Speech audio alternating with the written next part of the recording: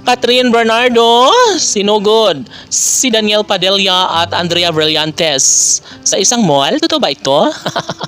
Kalat nga sa lahat ng social media platform ngayon na nagkaroon nga ng bonding ngayon si Andrea Brillantes at Daniel Padilla sa isang kilalang mall. And syempre, marami ang nagkokomento na talagang hindi sila tumitigil at tila ba iniinis nila ang pretty girl na si Catherine Bernardo. Panigurado umanong susuguri ni Catherine Bernardo si Daniel Padilla at Andrea Brillantes kung saan sila naroroon ngayon. Syempre, marami rin ang dumepensa na hindi magagawa ni Catherine Bernardo ang gumawa ng hakbang na hindi nakakabuti sa kanyang sarili maging sa ibang tao. Syempre, mayroon pa rin namang dignidad at respeto si Catherine Bernardo at sa katunayan nga, sabi ng kala mga taga-subaybay na alam nila na hahayaan din lang naman niya ni Catherine Bernardo kung ano man ang mga ginagawa ngayon ni Daniel at Andrea Brillantes. Kung mayroon man silang pagkakamabutihan, yes, siguro nga naman ay wala nang pakialam doon si Catherine Bernardo dahil mayroong isang salita ang nag-iisang Catherine Bernardo na talagang hindi na niya hahabulin pa si Daniel Padilla. Alam ni Catherine Bernardo na hindi na niya kailangan pa si Daniel dahil nga naman sa isang pagkakataon, dalawang pagkakataon, tatlong pagkakataon na binigyan ng chance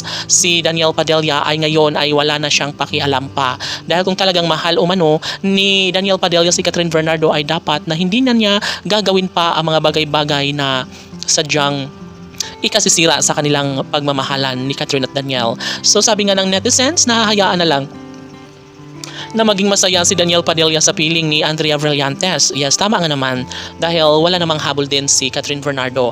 Ang mahalaga umano ay bumangon si Catherine Bernardo, mag-move on at hanapin ang lalaking nararapat sa kanyang mainit na pag-ibig na mamahalin din siya habang buhay. Alam ng taong bayan na marami pang lalaki ang nararapat para sa pagmamahal ni Catherine Bernardo.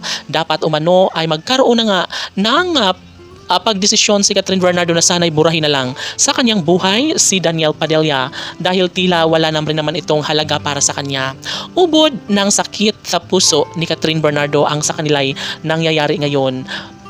Hindi kaya na magkaroon nga ng isang pagbabago. Kung talagang nais ni Catherine at Daniel na magiging happy ay dapat iniingatan ni Daniel si Catherine at hindi na paglulukuhin muli. Yes, syempre, talaga nga namang wala rin namang laban si Catherine Bernardo, no? Sabi nga ng netizens, sobrang batang-bata pa rin umano si Andrea Brillantes at baka ito nga ang hinahanap-hanap ni Daniel Padilla na mamahalin. So, ibig sabihin na talaga nga namang malabo na umanong mangyayari na pabalikin pa ni Catherine Bernardo sa kanyang buhay ang lalaking minsan niyang minahal at pangarap na magiging katuwang hanggang sa pagtanda. Walang iba kundi si Daniel Padilla. Sila na lang umano ni Andrea ang magsama. Laban!